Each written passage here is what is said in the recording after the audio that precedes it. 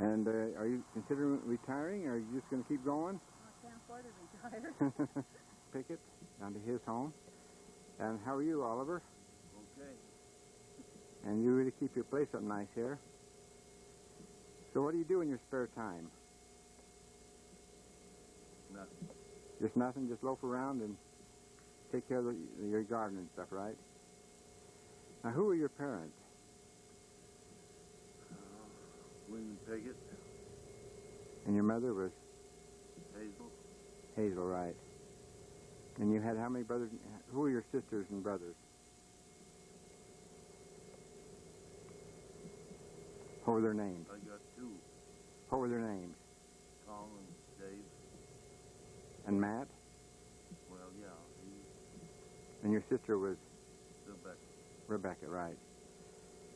And you spent some time in World War II in the Army. Yeah. And you said you was in there how long? Oh, 14 months or something like that. I was here in 44, 45. And what states were you stationed in? 43. Huh? Where were you? What bases were you at? Lincoln, Mississippi, California. Okay. And you lived in Ogden for a while, didn't you, with your Yeah. parents? Did you work in Ogden? Worked with Hillfield for a while. Okay. And I know you have a lot of stories about your dad's blacksmith shop. Not too much. Now, there were a lot of that's kind of a place for people to come together, the men coming together and talk about the things of the day. Yeah. Who were some of those men that used to come in those days and loaf there? Gus Hugwheel, Harry Osmond,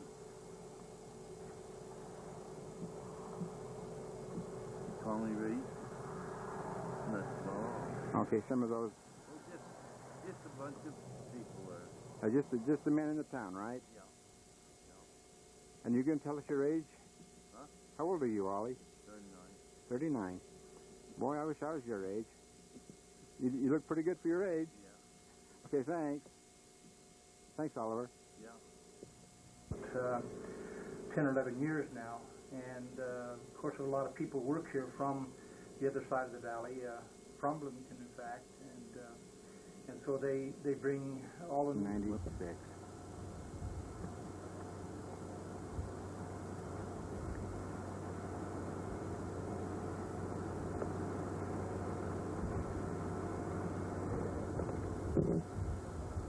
In the home of Emma Ping Krogh in Logan today.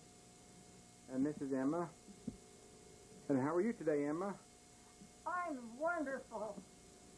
Yeah, Emma and Lee are our neighbors in Bloomington. Lived there for many years, across the street from us, the Jacobsons. And Emma was born of Frank Payne and Mary Ann Sonic Payne. She has 7 brothers and sisters, and 1 son, Lee. Now, what would you like to say now, Emma? I love life. I'm thankful for all the blessings I've received. I've had many tests and trials, temple work all my life. They told me in Salt Lake, after I filled a 20-month mission, that I was doing more temple work than any young person in the church. Yes, still earning my own living by working at the Beehive Home. And thankful for my dear little son, Lee. And now he's grown to a noble boy. He works at the post office in Logan and is highly respected. He receives awards and pins for the honor that is shown him because he will not take his sick leave. About 1,500 hours straight without sick leave. I'm grateful for all of our blessings, for our home, for our food, for our clothing, and for our blessed Father in heaven's blessings unto us. Thankful for our membership in the true church. I'd like to say a word or two about one of the poems I love. And I do love our neighbors, Gladys Jacobson and Cyril and their entire family, with myself, and so I want to be fit for myself to know. I want to be able, as the days go by, always to look myself square in the eye. I don't want to stand with the setting sun and hate myself for the things I've done. I never can hide myself from me. I see what others may never see. I know what others may never know. I never can fool myself, and so whatever happens, I want to be self-respecting and conscience-free, and be grateful to our Father in heaven for all of our blessings. Smart and his wife Lucille, former Lucille Hume Smart in Bountiful, Utah today. How are you folks? We're fine, thanks. You have a beautiful home here. Thank you. And Lucille, you're a former Bloomingtonite, right? Right, you got all that. And how long have you been away from Bloomington, approximately? Well, almost as long as I lived there. Oh. Actually, I left Bloomington after 23 years of my life, and we've been in this house 23 years. Uh-huh. So that tells you a lot. Okay, now, what have you been doing mainly since you left? Being a mother. Mother, you... Actually, I graduated from BYU in 1955, taught school in Price at what was called Carbon College at that time. Now it's the College of Eastern Utah. And then I married Grant, and we moved to Salt Lake, where he went to the University of Utah and graduated. Then he became a teacher at East High School, and we purchased a home in Bountiful. So we've been in Bountiful since 1960. We came here with 3 little babies, and we have had 4 more since then. So I've been at home most of that time. I've been teaching piano a lot of those years. And then after the children were raised, I did go back to the church offices and work as a temporary secretary, which has been a wonderful experience. Had an opportunity to work for several general authorities, and have had some choice experiences meeting and associating with great people. It sounds like it's been really exciting for you. How many grandchildren do you have at the present time? We have 18, and we'll have another one in September. Okay, now at the present time, you're 64? We'll be 64 in August. Okay. And Grant, what now, she told briefly what you've been doing, but you're retired now? Yes, I retired 2 years ago in June, in 1994, from Salt Lake Community College. I was an administrator there, the administrative assistant, executive assistant to the president. And the last, I guess, 5 or 6 years, probably more than that, I was a teacher, a professor, and taught political science and psychology primarily, and since retiring, have worked in the Bountiful Utah Temple as an officiator with Lucille. We are there Tuesday and Wednesday morning from 5:20 until 11 in the morning. Well, it sounds like you're making real good use of your retirement years, both of you.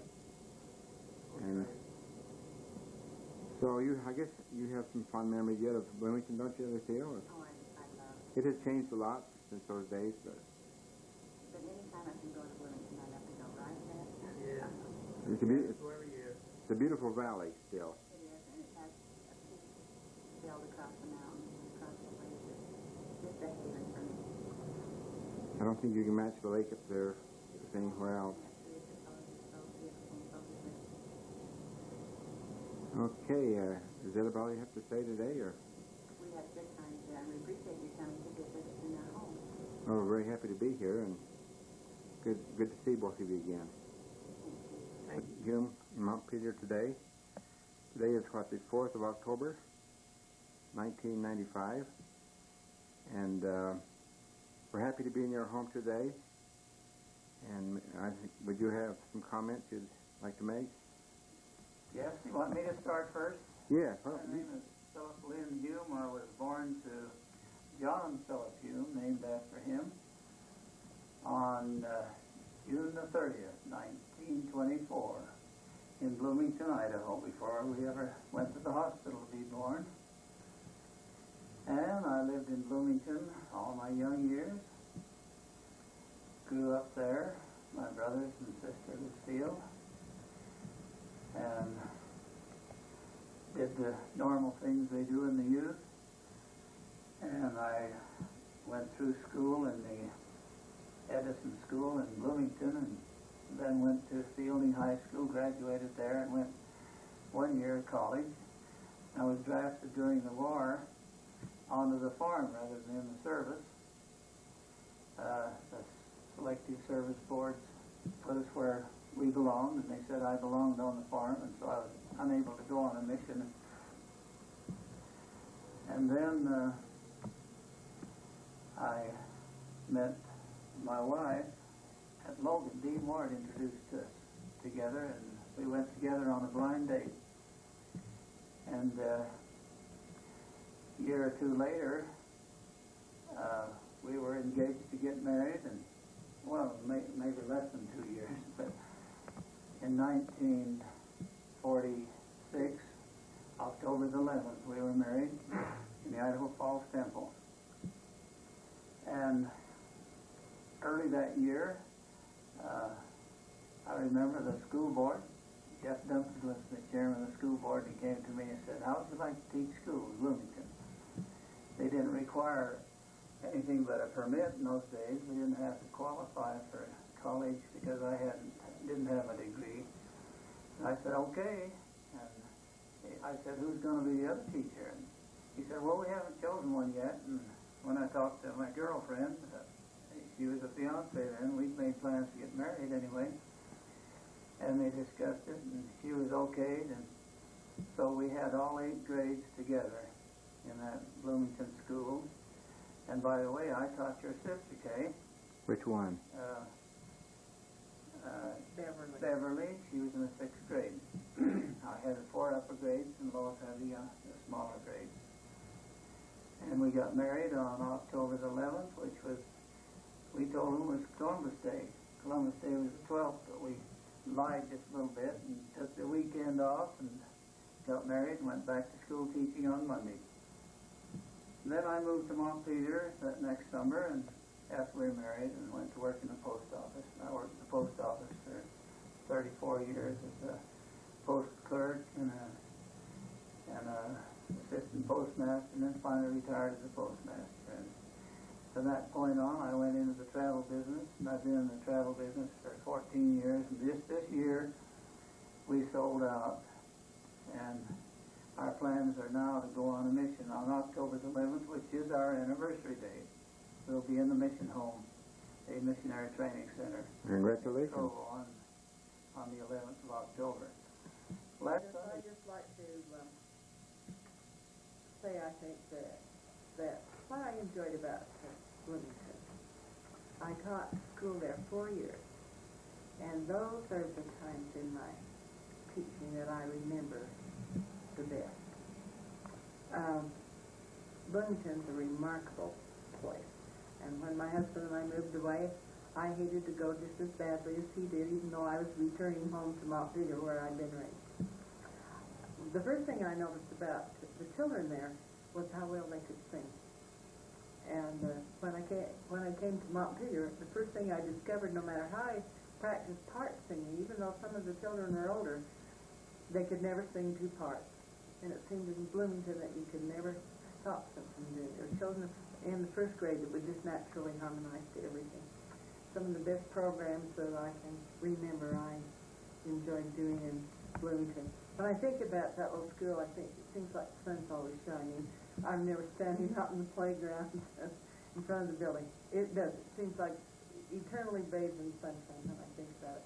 And the remarkable parents and children I had, I don't think I had an unpleasant experience. And it's been so nice to see those people over the years. You know, some of them I tell them, "Don't you owe me a lot? You didn't even know how to read and write."